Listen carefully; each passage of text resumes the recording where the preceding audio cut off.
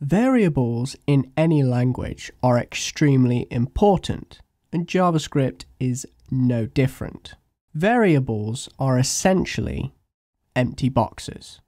You create a box to store information. You want to store something in that box. Now, if your program had absolutely no capability of remembering certain values, well, then it would almost be impossible to write a program. So that's why we have variables to keep a value for us, and so we can use that value at a later date.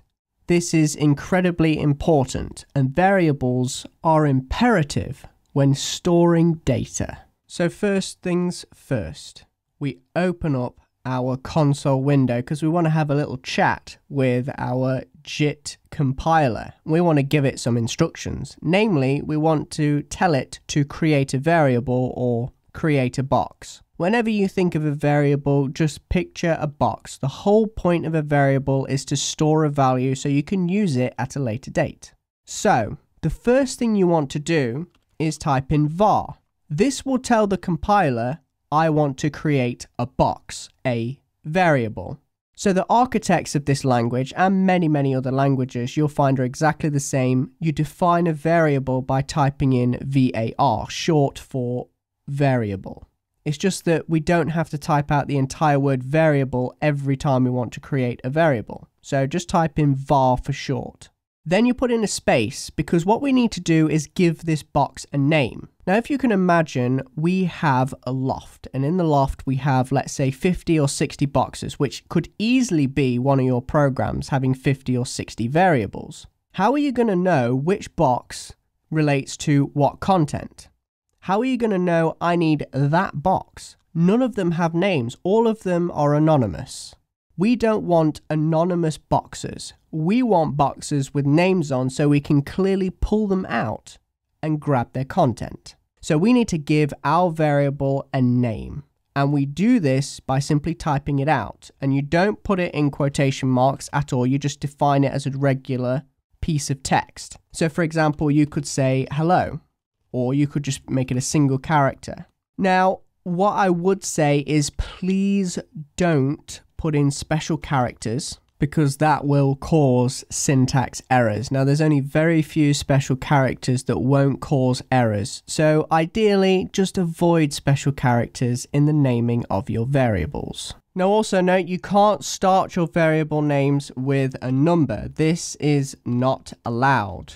But however, you can include numbers in the name after the first character. So, as long as the first character is a letter, it will allow you to create a variable. Also on top of that, you also have something called Camel Casing. This is really nice for more descriptive variable names. So I can create a variable and give it the name of, let's say, person name, like so, and then end with a semicolon. So you've always noticed that I've ended with a semicolon, and it's a pattern that I want you to get into, which is once you've written a command, you've said do this, you put an ending semicolon. A lot like if you were to speak to an individual and give them a command, you put a full stop at the end of your sentence to say, I finished the command. So that's exactly what we're doing here. We're basically instructing, we are the drill sergeant to the JIT compiler. We're saying, do this, and then we put in the semicolon to make sure we end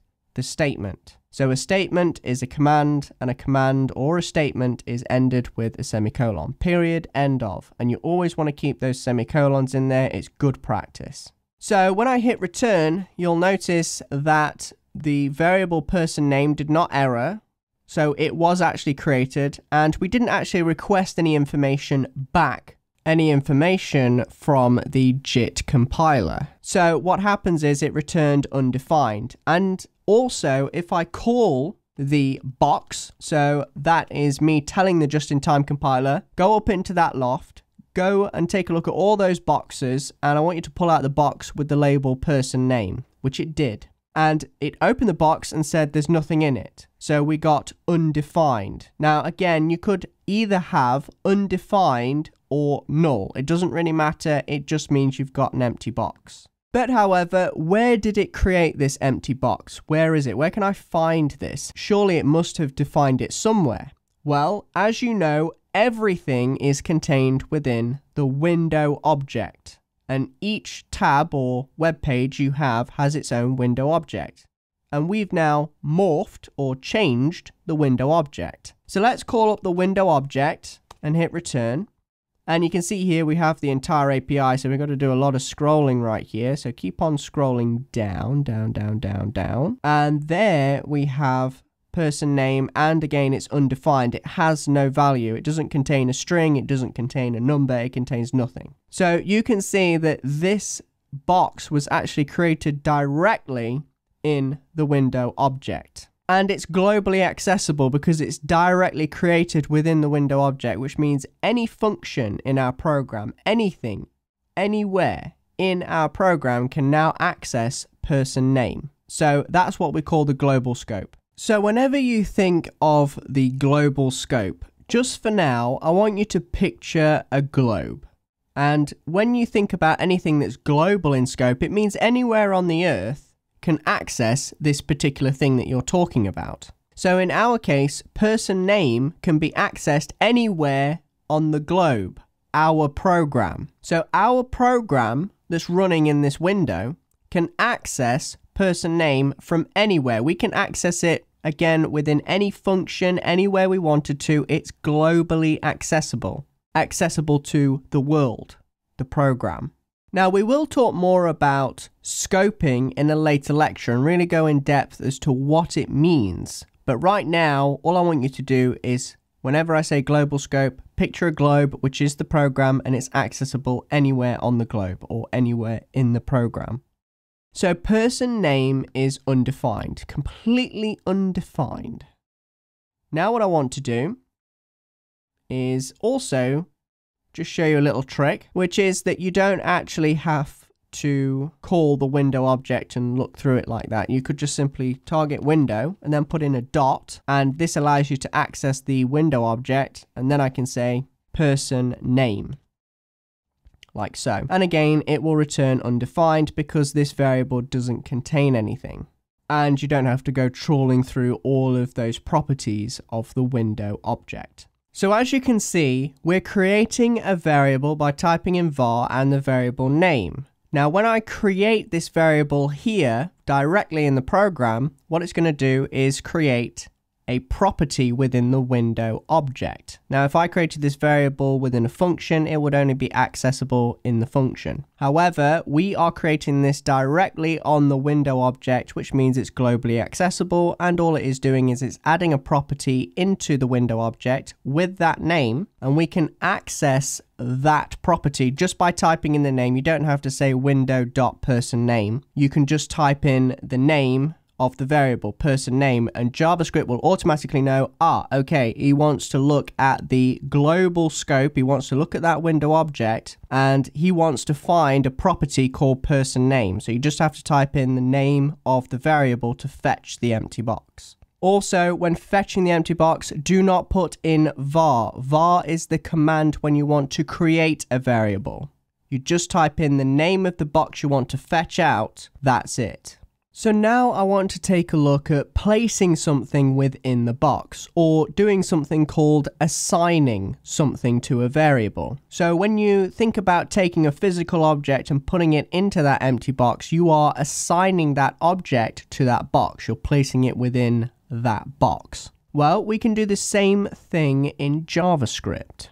Well, let's first of all grab our box by calling it by its name that we gave it, person name. And now we put in the equal sign. Wherever you see a single equal sign, and that's very, very important, it has to be an equal sign on its own, and this will make more sense later on. But whenever you see a single equal sign, it means you're assigning a value. This is very, very important. So we're grabbing that box now, and we are placing an item within that box. Now, this is all up to us, what primitive data or potentially other types of data you can place in a variable, but we'll look at those later. But however, you could put in here a number.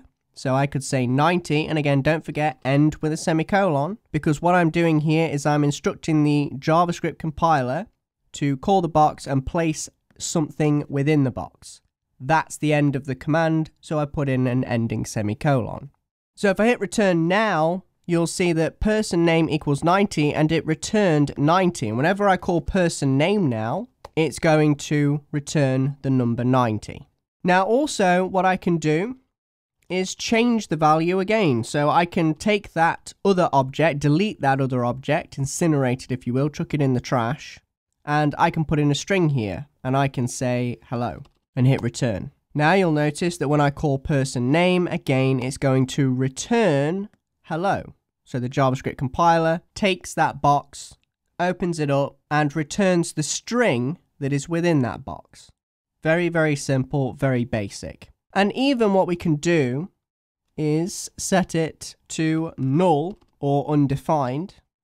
So I could say null. So now when I call person name and hit return, essentially what I've done is I've just taken everything out of the box and left it empty. I'm saying it's null. It's not got any object within it apart from null, which is just air, if you want to think about it like that. So null is a value, undefined is a value, just to say, look, there's nothing in the box. That's it. So again, you can have a play around with this, but also you can store mathematical equations in a variable as well. So let's have a look at this. Person name equals 5 plus 5. So let's do that. And then again, put in the ending semicolon.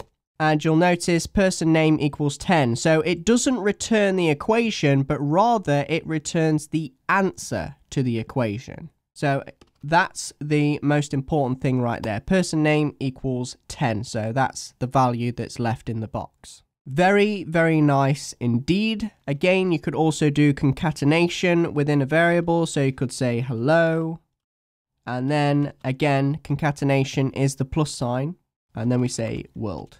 And you'll notice that whenever I call this variable now, it just returns the concatenated string, the string that's joined together all of the other strings. And there you go, you get hello world.